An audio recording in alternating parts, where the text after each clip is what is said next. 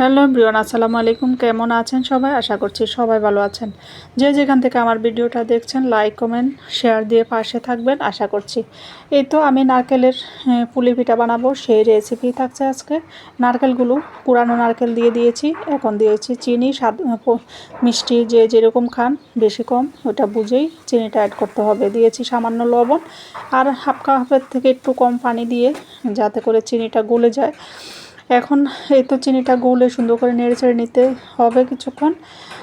নেড়েচেড়ে নিতে নিতে পানিগুলো একদম শুকিয়ে গিয়েছে বা নারকেলটা একটা সুঘ্রাণ এসে গিয়েছে, সেই পর্যায়ে আসলেই নামিয়ে নিয়েছি।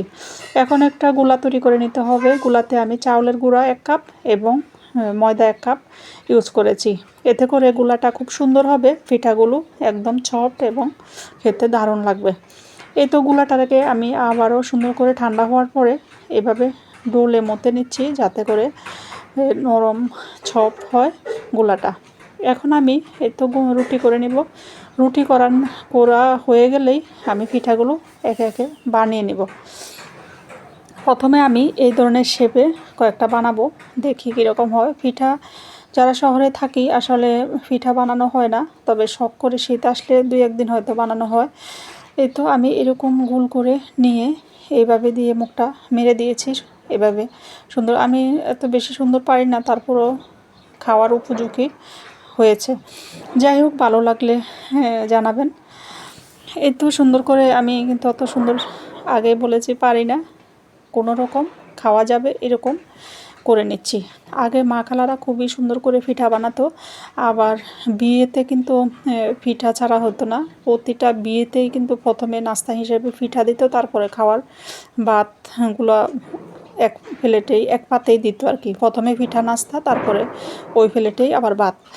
এরকম করে আগের সময়গুলো চলে গিয়েছে। অনেক পিঠা বানাতো আগের মা খালারা, সব বিয়েতেই পিঠা খাওয়াতো। ওনারা কিন্তু কষ্ট মনে করতো না। আমরা একদিন খেতেই কিন্তু আমাদের কাছে অনেক কষ্ট মনে হয়, আসলে ইচ্ছা করলে উপায় হয়। যাই হোক, এই তো আমি আস্তে আস্তে এই যে পিঠাগুলো বানিয়ে নিচ্ছি।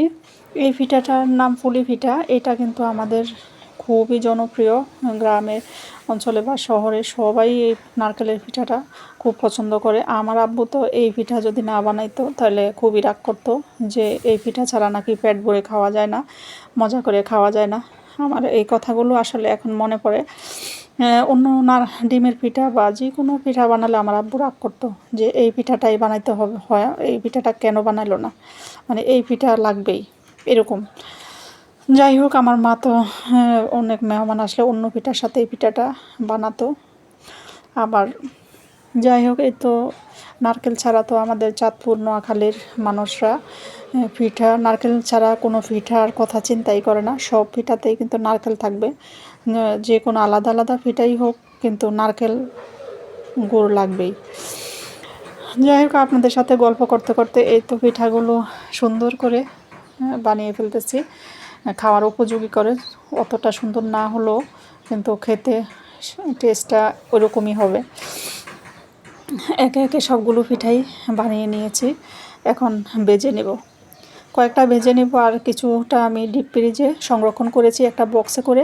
রেখে দিলে কিছুদিন পর পরও ভেজে খাওয়া যায়, কোনো সমস্যা নেই। এই তো উল্টে পাল্টে আমি কিছু আমার যতগুলো প্রয়োজন আমি 2 ব্যাচে প্রায় 8-10টার মতো পিঠা ভেজে নিয়েছি। এইভাবে করে আপনারা বানিয়ে খেতে পারেন। আরেকটা টিপস হলো, নারকেল হাতের কাছে পেলে চিনি বা গুড় যেটা দিয়েই ভেজে নিতে চান সেটা দিয়ে চুলায় নেড়ে ছেড়ে ভেজে নিয়ে কিন্তু ডিপ ফ্রিজে সংরক্ষণ করলে কিছুদিন পর পরই এরকম পিঠা বানিয়ে খাওয়া যায়।